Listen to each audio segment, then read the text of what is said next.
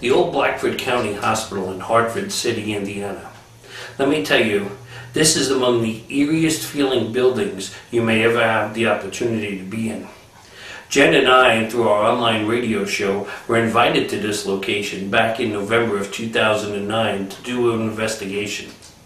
I can tell you, the moment you walk through the front door, whatever is there greets you.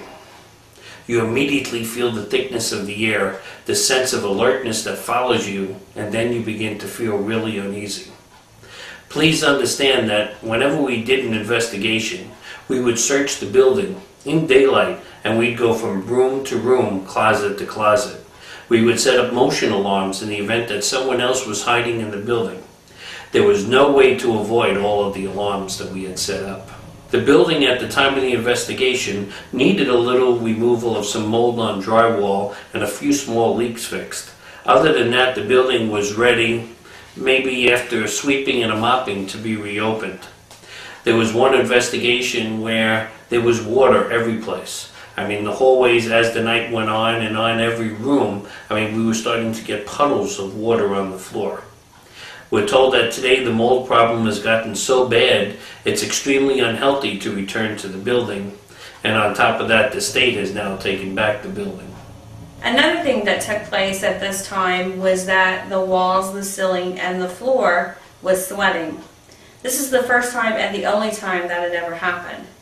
It was really weird because at first there wasn't much water, but as the night went on, more and more water appeared in the floor for no reason. There was no rain. There was no reason for it to do that. When we finally got to Blackford County, knowing that there was no rain, we went down to check the basement. That was the one thing we wanted to do first. The basement was flooded. We never got to go down into the basement to do the investigation. Every time we would go to this hospital, the basement was always flooded, whether there was rain or there wasn't rain. We first arrived at the hospital. We did our run through and checked everything out, and there was one particular door that we couldn't get to open. And me and my son both pushed on it, pressed on it. It was a bathroom door. And it appeared to be one that you could lock from the inside, so we just assumed that somehow somebody had managed to lock it from the inside. But there was no keyhole, there was nothing like that. So we tried everything we could to open that door and just went on about our business. When we came back around to that door, I just had this drawing feeling to it, so we went over there to check it again, and I lightly pressed my hand on there, and when I pressed my hand on it, it opened up with no problem whatsoever. And when we went to the inside to inspect it, we found that there was no lock whatsoever on that door. But there was such an immense amount of pressure that there was no way to open it prior to that. And in that same area, every time you walk through there, there was such a heavy feeling on you that it was very noticeable, because the hospital is very large, so it was very easy to get confused on which hallway you might have been on, but you knew instantly when you were coming up to that spot because you could feel the difference in the air. On the next trip to the hospital, when we entered and went to that area, I went to around the corner around that bathroom door, and I asked if anybody else felt that breeze. No one else standing around me could feel the same breeze that I was feeling. However, it was enough to blow my hair. They could see my hair blowing in it. But when other people would walk over there, it wasn't near as intense for them. My husband walked over there multiple times and thought I couldn't sense anything. We checked for drafts, we checked for areas that could be vents and things like that to blow in there, and there was no explanation from it. And it was just an onset and then it finished. One of the earliest things that happened to me was when Jen and I were walking with another investigator, and I had commented on all the circuit breaker doors being open. I asked if all the doors were open, as I really couldn't remember seeing them all open. The EVP we heard while listening back to the audio was one of the clearest EVPs I have heard even to date. I have been shutting those as we've seen them earlier.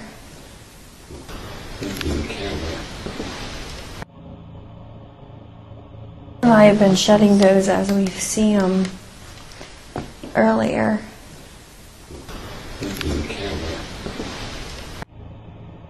The first time we were at this location in November of 2009, there was a lot of furniture and equipment in the rooms. The next time we returned, which was back in May of 2010, most of the furniture had been auctioned off.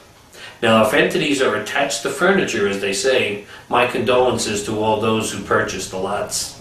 We were leaving the records room and we were going to take a break. Jamie, myself, and another investigator was walking slowly behind. Everybody else had taken off to go outside.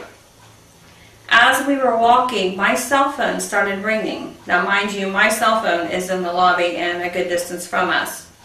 I immediately turned and looked at them and said, I bet that is the owner's daughter that's calling. I got to my phone and sure enough, that is who it was. I have no idea how I knew, but I did. While I was doing this and getting to the phone, this is when Jamie's legs was grabbed. At one point in the evening when I was walking down a hallway, we were kind of dispersed out, not immediately next to each other, and I turned to look for one of the other investigators behind me, and when I did, I felt a grabbing sensation on my legs. Right around my knee area, I felt my pants pull tight on the inside area. And the best way for me to explain it to someone else that didn't experience the same sensation is when you have a toddler just learning how to walk and they toddle up to you and they grab your pants leg and they're kind of holding it for balance. It's kind of got that same sensation. That's exactly what it felt like. And I would try to move or shift my legs and you could feel the weight. I couldn't move my legs. One of the other investigators came up and I even moved my hand. He moved his hand around my legs. I couldn't feel anything. I couldn't feel anything from the outside, but the internal sensation and the drawing on the pants you could see and you could feel.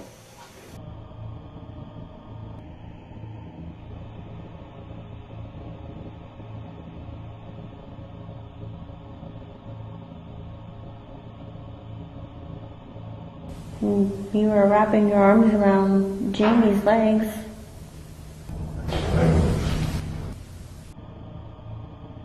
You were wrapping your arms around Jamie's legs.